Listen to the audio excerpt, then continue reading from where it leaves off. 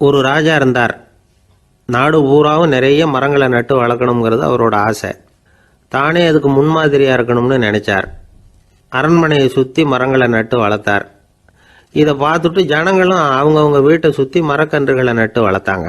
கொஞ்ச காலத்தில் ஊர் பூரா பசுமையாக மாறிச்சு. எல்லாருக்கும் சந்தோஷமாக இருந்தது.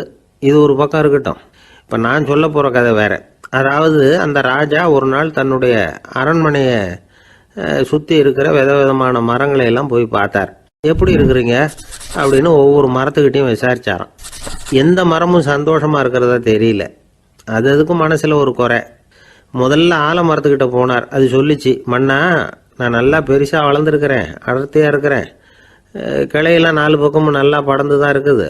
இருந்தாலும் எந்த பிரயோஜனமும் இருக்கிறதா தெரியல. எனக்கு என்னுடைய பழம்லாம் ரொம்ப சின்னதாக இருக்குது. என் கண்ணுக்கு சரியாக புறப்பட மாட்டேங்குது.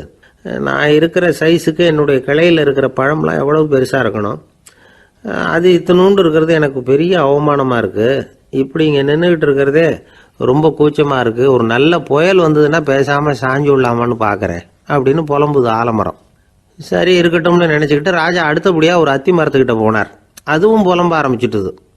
நான் கூட பெரிய மரம் தான், இல்லை இலையெல்லாம் அழகாக தான் இருக்குது, பழம் அழகாக இருக்குது, இருந்தாலும் உள்ள விஷயம்